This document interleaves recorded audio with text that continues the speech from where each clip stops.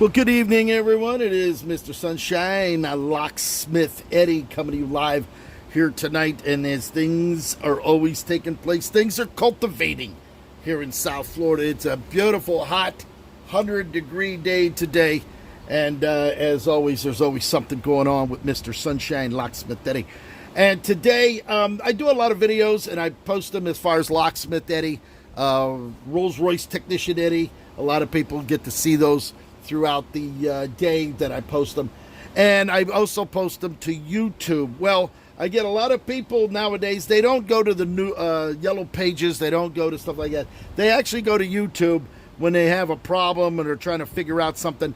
And I've done a lot of videos, and many of them were with motorcycle ignitions, scooters, stuff like that.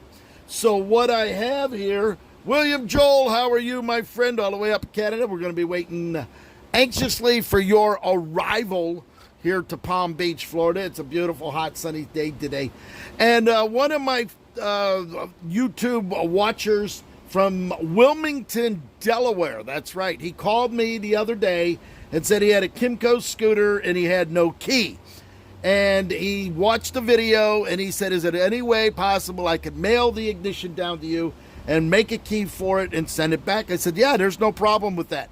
He said, I talked to the locksmiths in his area. They couldn't do it. They didn't want to attempt it. So I just got it in here about 15 minutes ago. I went ahead and dismantled it. And I'm going to just show you exactly what needs to be done. Now, this is a Kymco scooter here. This is the fork lock right here. This is where the ignition cylinder plug, which is right here. And this is your tailpiece here. Now, there's a connector on the back here that's press fit. These are made in China or Japan or someplace.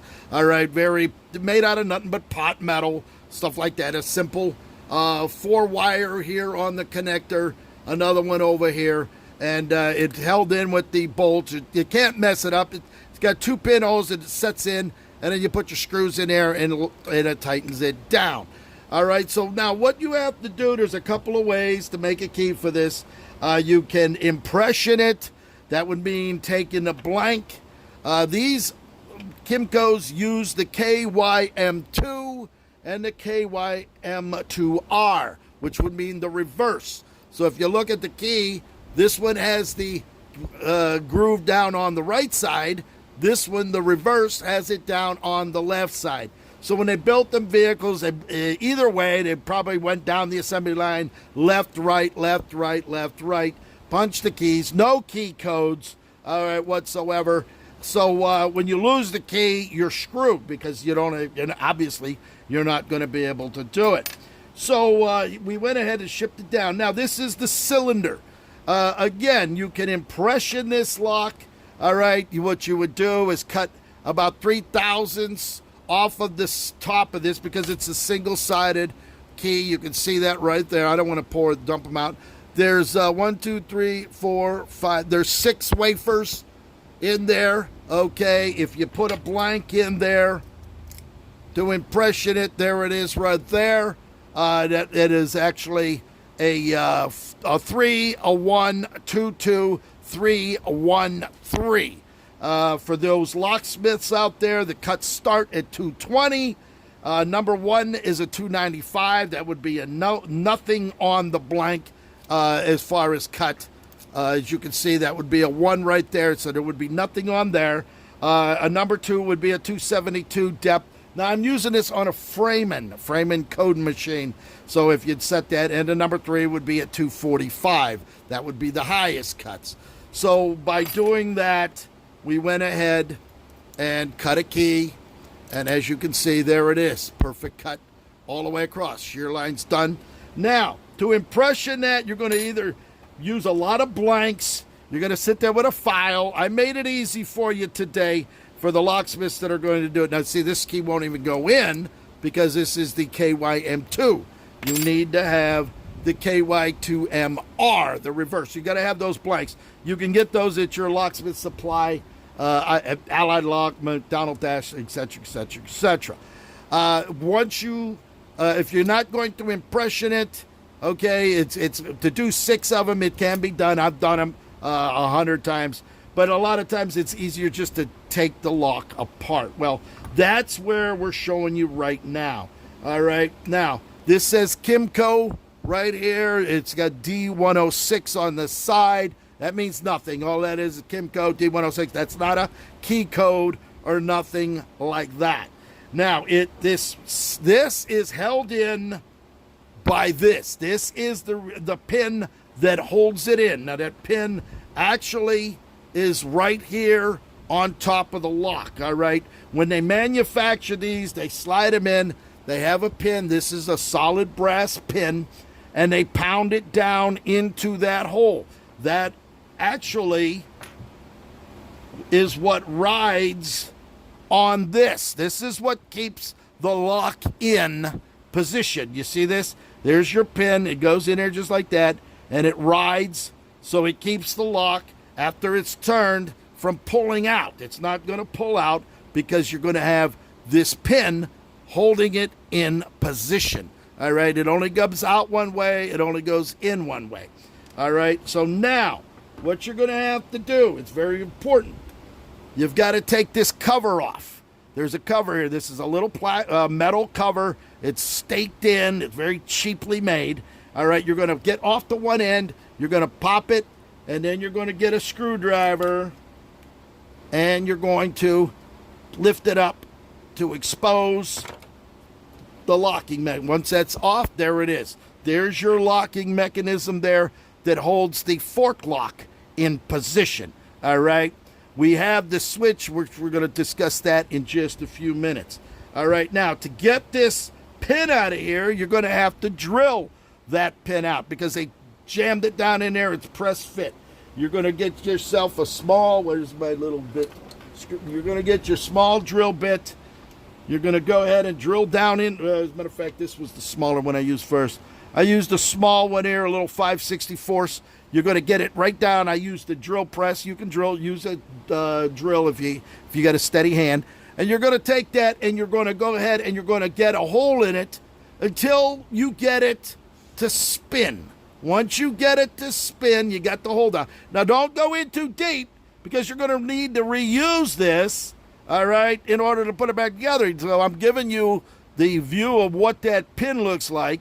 And you're going to put a little drill bit in there. You're going to drill right down into the center. It'll start spinning. You'll take another bit, this one being a 7/64. Once you get it, you're going to catch it. And once you catch it, you'll be able to pull that pin right up out of there. It'll actually pull right up out of the hole right here, right there. There it is. Okay, you see the hole? As a matter of fact, I'll put a little light on it for you. So you're going to have a little hole there. This pin slides back down, and that's what holds that in. So now once you have the pin out, you will then see this down in here. All right, you don't want to take this off. This is a press fit. There's no reason to take that off. You leave that alone. So now you're going to look down here. Now you're going to have to get the cylinder turned in order for it to slide out of the groove. You see the groove there? You see the groove, how that's made right there? Okay, so that's going to be in there just like that. You're going to have to get that turned in order to bypass the locking bolt. You see, here's the locking bolt. I actually pulled the locking bolt out for you.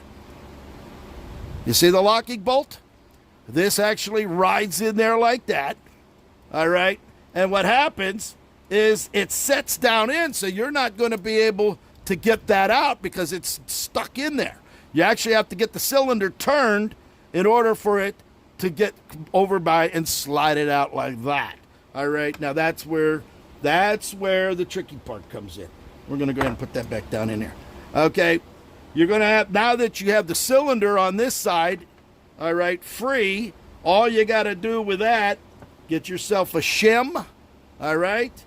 You can try picking it, again, with 6 wafers in there, 1 through 3, 3 being the deepest.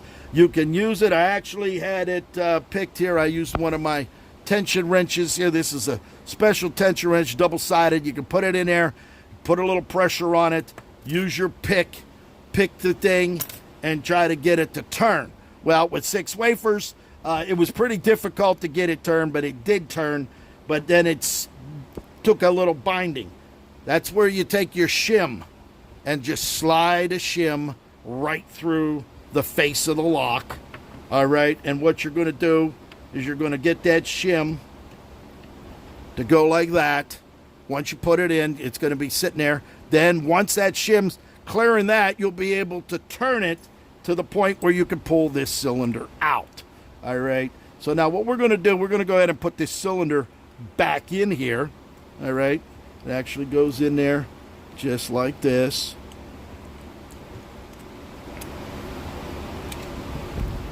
There you go. Look at that.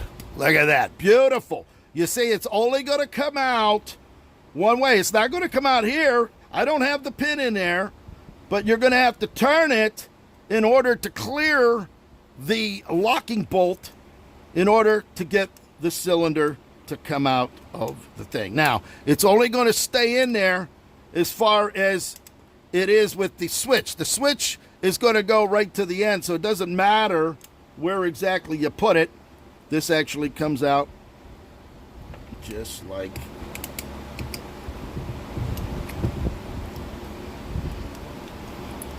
that. So you have to have it in the right position right there. You see that?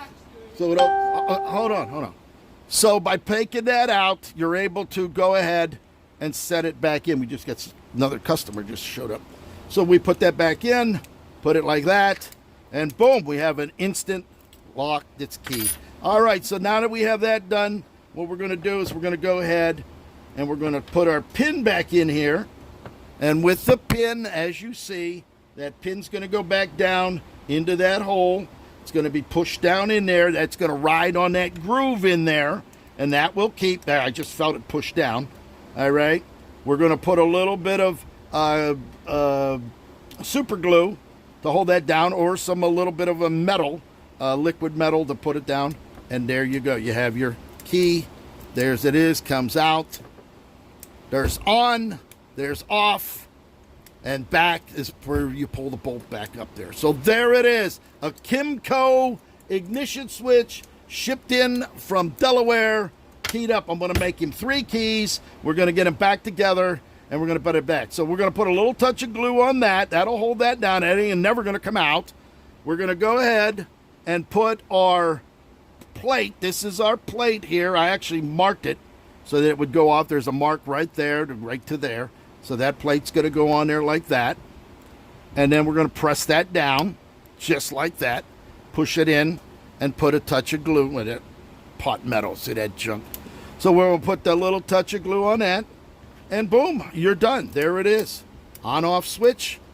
It'll operate his gas cap lock and helmet lock. So that's how you make a key for a Kymco scooter. Pick up that phone, 561-693-8636. Coming to you live right here, right now in sunny South Florida. For you locksmiths out there, the cuts start at $220.